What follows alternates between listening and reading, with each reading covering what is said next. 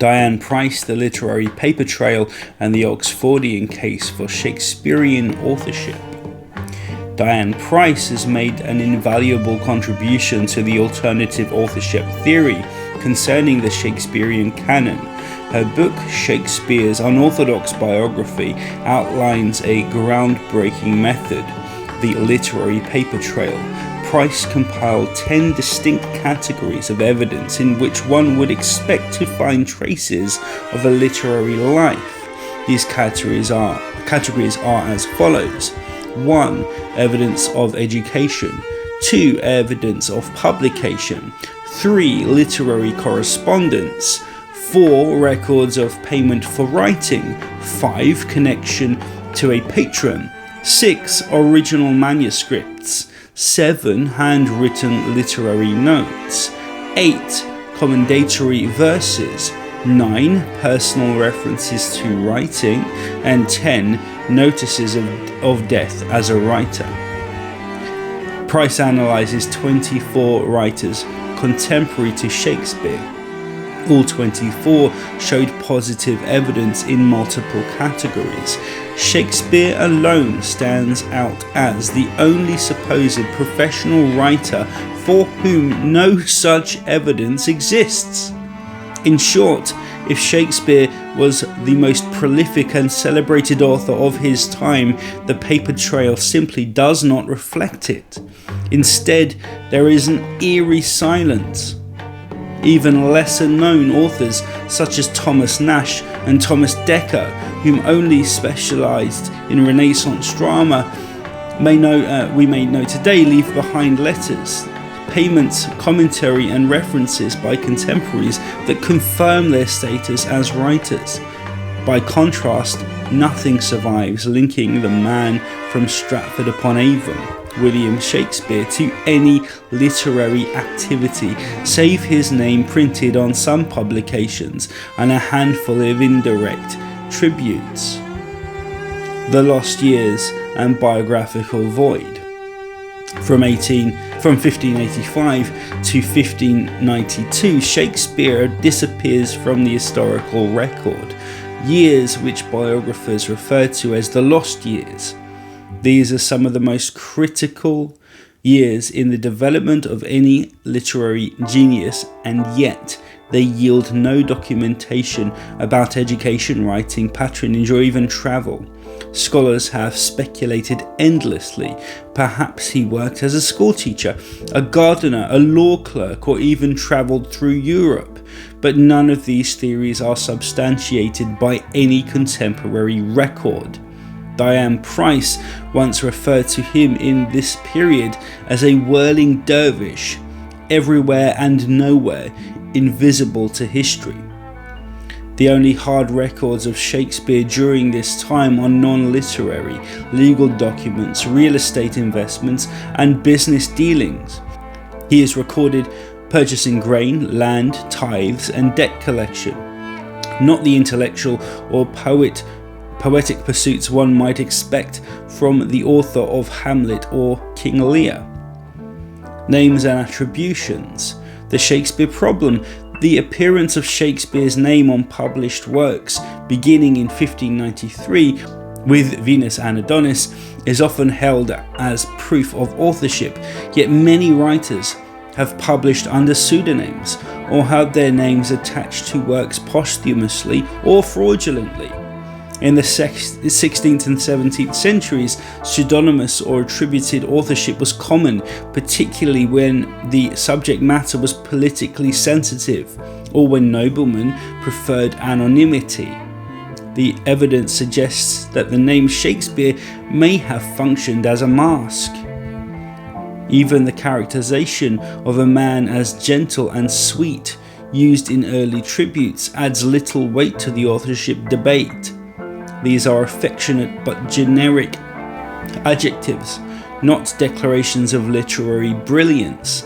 Ben Jonson, for instance, gives only a formal eulogy in the first folio, yet his personal writings and plays often omit Shakespeare altogether or suggest he was a front for others.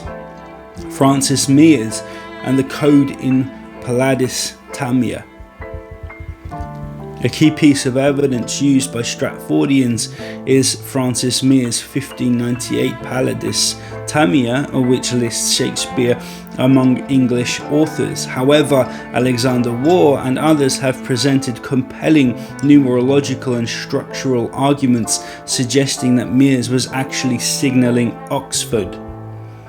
Meres, a religious man and known numerologist, author of God's Arithmetic, listed 16 ancient and 17 modern English playwrights. Oxford's name appears in this list in strategic locations, 17th from the top, 17th from the bottom, suggesting deliberate placement. The name Shakespeare is surrounded by a number of suspicious anomalies, including the appearance of Aristonymus, a little-known ancient aristocrat writer. Every name in Mere's English list is matched in tone or theme, except Shakespeare's. Waugh demonstrates that Meres embedded Oxford's name multiple times in his structure using a complex pairing system evoking Kabbalistic and Rosicrucian methods. Moreover, Meres praises Oxford elsewhere explicitly as a writer of comedy, and yet no comedies under Oxford's name have survived, unless, of course, he wrote them under the name Shakespeare. 13 contemporaries who knew. Waugh and others have identified at least 13 individuals, 25 by the last count, who seemed to have insider knowledge of Shakespeare's true identity. John Warren, Henry Peacham, Ben Jonson, William Covell, Richard Broome, John Weaver, Thomas Porter, John Dee, William Davenant, John Gerard, Thomas Bancroft, Henry Willoughby, William Marshall. Some of these men left cryptic hints, symbolic associations or coded messages suggesting knowledge of an aristocratic author behind the pseudonym. William Covell, for instance, in his Polymantia 1595 refers to the works of Shakespeare as being among the learned output of England's nobility. The Oxfordian case. Edward de Vere, the 17th Earl of Oxford, fits the profile of the true author of the Shakespearean canon far better than the man from Stratford. Born in 1550 into one of the most powerful noble families in England, Oxford was a child prodigy, educated under some of the most learned men in the realm. After his father's death, he became a ward of Queen Elizabeth and was raised in the household of Lord Burleigh, William Cecil, Elizabeth's most trusted advisor. Oxford studied at Cambridge, then received a master's from Oxford University. He travelled through France and Italy in 1575, visiting many of the cities that later became the settings of Shakespearean plays. The libraries of Burleigh's household included rare books in Latin, Greek, French, Spanish and Italian, including Beowulf, Ovid's Metamorphoses and the Geneva Bible, which Oxford annotated heavily. Of approximately 1,000 annotations in his Bible, over 300 correlate directly to passages in Shakespeare's plays. Oxford was known to write poetry and plays, but ceased publishing under his own name around the time Shakespeare's name began to appear. He received a generous royal pension from Queen Elizabeth, a mysterious payment with no official purpose, which many believe funded his behind-the-scenes literary output. Hamlet as a biographical mirror. Oxfordian scholars argue Hamlet is a disguised autobiographical play. Polonius would be William Cecil, Ophelia and Cecil, Oxford's wife, Laertes, Thomas Cecil, Burleigh's son, Gertrude, Marjorie Golding, Oxford's mother, or Elizabeth I. A compelling parallel. Oxford once stabbed a servant behind a curtain, echoing Hamlet's murder of Polonius.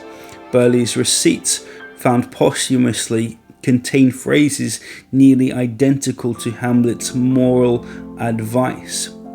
Yet Hamlet was published in 1604, years before these writings became public. This strongly suggests that the author had access to private materials in Burleigh's household. Rosencrantz and Guildenstern, characters in Hamlet, share names with courtiers whom Oxford's brother-in-law encountered during diplomatic missions to Denmark. Thy countenance, Shakespeares, and the use of pseudonym. Gabriel Harvey, a scholar at Cambridge, once referred cryptically to Oxford's countenance shaking spears.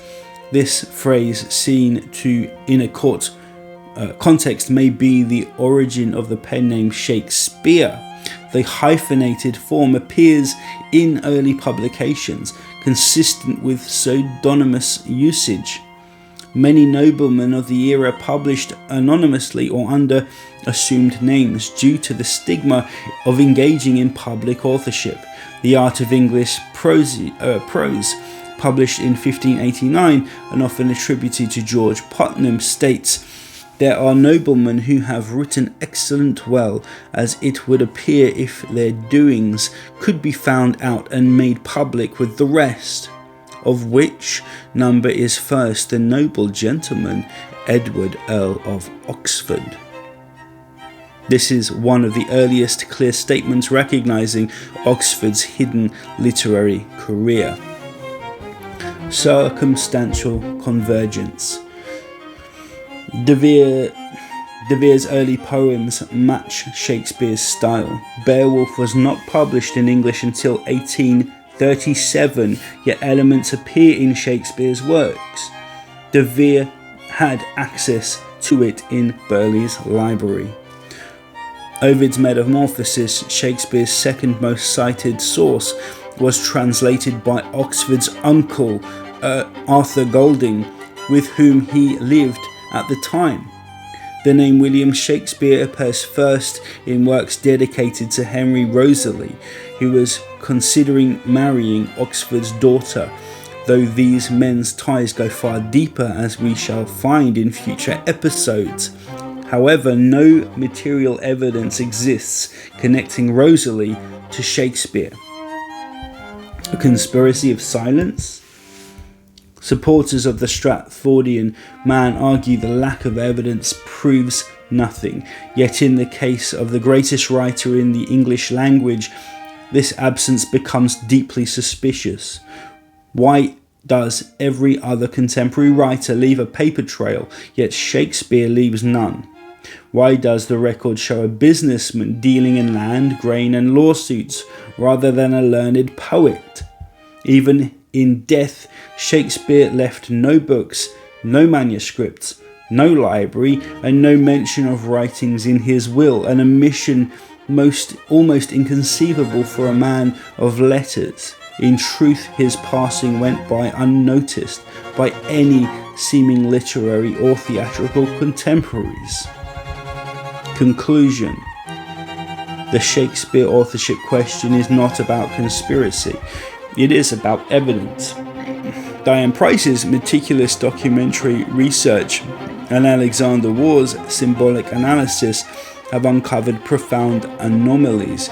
Their absence of a paper trail, the numerous parallels between Oxford's life and the plays, the coded acknowledgements by Mears and others, and the elite knowledge embedded in the texts all point towards Edward de Vere as a leading candidate. Though the Oxfordian thesis cannot yet be proven with the absolute certainty of a smoking gun, it presents a cumulative argument built on literary logic, circumstantial convergence, and biographical insight. It is a hypothesis that makes sense of the mystery and one that demands to be taken seriously. We may never know with full certainty who wrote the plays attributed to Shakespeare, but one thing is clear: the man from Stratford did not leave the kind of evidence that any other great writer of his time did. Edward de Vere, however, left a quite bedazzling treasure trove of possible links.